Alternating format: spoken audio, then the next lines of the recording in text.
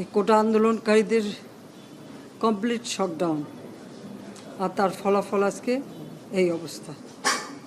সমস্ত দাবি মেনে নেওয়ার পরেও তাদের আর সে শাটডাউন শেষ হয় না। কী কারণে আমি বুঝি না। আমরা তো সম্পূর্ণ দাবি মেনে নিয়েছি, একটা মানলে আর একটা, আরেকটা মানলে আরও একটা, আর এর ফল আজকে জ্বালিয়ে পুড়ে সব একদিকে সরকার, আর আজকে কত মানুষ জীবন হারালো, কতগুলি মানুষ পঙ্গু হয়ে যাচ্ছে, কতগুলি মানুষ। এবং ঠিক এই 2001 সালে এরকম তাণ্ডব বিএনপি জামাত জোট চালিয়েছিল। আওয়ামী লীগের প্রায় 21,000 নেতাকর্মী হত্যা করে, কত মানুষ গুলি খেয়ে তাদের ঘর বাড়ি হাত পা কেটে দেওয়া, চোখ তুলে দেওয়া, মেয়েদের রেপ করা, এই তাণ্ডব ছিল। আবার 2013 সালে অগ্নিসন্ত্রাস, 13, 14, 15 আগুন জ্বালানো, সব যে গাড়ির ভিতরে, বাসের ভিতরে মানুষ, সেখানেও আগুন জ্বালানো। 23 সালে সেখানেও সেই তাণ্ডব, আর প্রতিবারই পুলিশের উপরে আঘাত, পুলিশের হত্যা, মানুষ মেরে ঝুলিয়ে রাখা, পুলিশ মেরে ঝুলিয়ে রাখা, গাজীপুরে আমাদের কর্মী মেরে ঝুলিয়ে রাখা। এটা কি ধরনের রাজনীতি আমরা জানি না। যেখানে দাবি করেছে প্রত্যেক দাবি আমরা মেনে নিয়েছি, আর মামলা তো তাদের না, আমার করা প্রজ্ঞাপন হাইকোর্ট বাতিল করে দেয়, সরকারের পক্ষ থেকেই তো আমরা আপিল করি, এবং ওই হাইকোর্টের সে রায় সেটা স্থগিত করে দেওয়া হয়। তাহলে তো আবার কোটা থেকে যায়। তাহলে আন্দোলনটা কিসের জন্য ছিল? একেবারে শাটডাউন করে সবাইকে তারপরে মারা।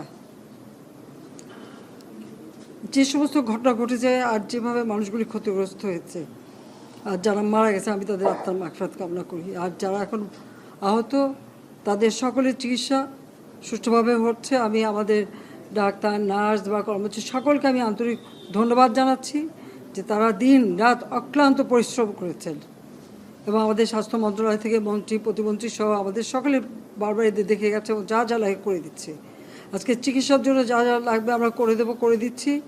আর যারা পা হারিয়েছে বা হাত হারিয়েছে, আমরা কৃত্রিম পায়ের ব্যবস্থা করে দেব, যাতে তারা আবার সুস্থ মানুষের মতো চলতে পারে, নিজের কাজ করতে পারে। এবং এর মধ্যে একজন আবার প্রতিবন্ধীও, কাজে তার মা যাতে ভালোভাবে চলতে পারে। প্রতিবন্ধী অবশ্য আমরা ভাতাও দিচ্ছি, কিন্তু তাকে আরও ব্যবস্থা করে দেব, আমাদের যতটুকু সাধ্য করে দেব। কিন্তু আমার দেশবাসীর কাছে আমি বিচার চাই, কি অপরাধটা কি করেছি যে এইভাবে, যেখানে আমি মানুষের ভাগ্য পরিবর্তনের কাজ করে যাচ্ছি, মানুষের জীবন মান উন্নয়ন করেছি। আজকে বাংলাদেশ সেই 2008-এর বাংলাদেশ আর 2024-এর বাংলাদেশ তো এক না।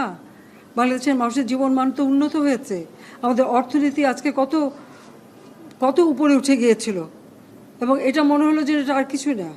এটা আমাদের অর্থনীতিকে সম্পূর্ণ পঙ্গু করে দিয়ে বাংলাদেশকে আবার ভিক্ষুকের জাতি করে দেওয়া, এটাই বোধহয় এদের পিছনে ষড়যন্ত্র। সেটাই হচ্ছে সবথেকে দুঃখজনক, যে দিন রাত অক্লান্ত পরিশ্রম করে বাংলাদেশটাকে যখন একটা জায়গায় নিয়ে আসলাম, আজকে সেখানে দেখি এই একদিকে জ্বালা পোড়া সব কিছু।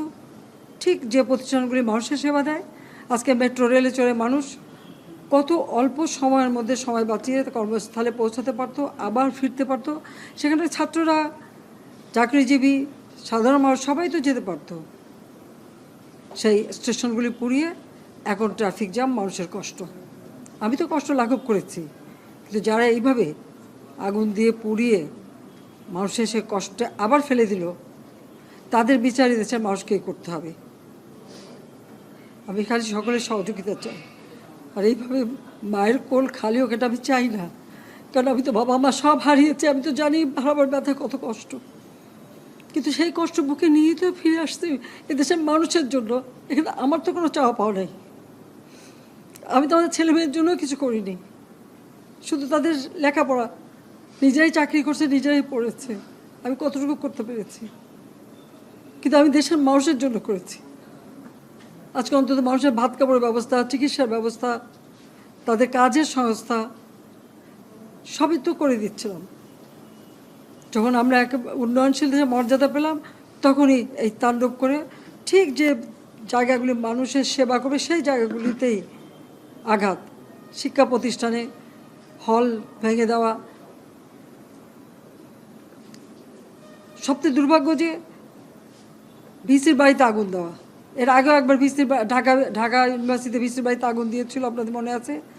রংপুরে সেখানে আগুন দিয়েছে, ময়মনসিংহ কৃষি বিশ্ববিদ্যালয় থেকে শুরু করে বিভিন্ন জায়গায় এই তাণ্ডব চালিয়েছে। রাজশাহীতে এই তাণ্ডব চালিয়েছে। বিশ্ববিদ্যালয়গুলিতে সেশন জট ছিল, আমি সরকার আসার পর থেকে কোনো সেশন জট নাই। লেখাপড়ার মান উন্নত করা, যাতে এখান থেকে পড়ে আবার বিদেশেও পড়তে হবে, সেই ব্যবস্থাও করে দিয়েছি। কিন্তু তারপরেও কোটা সংস্কার আন্দোলন, কোটা তো আমি বাতিলই করে দিয়েছি।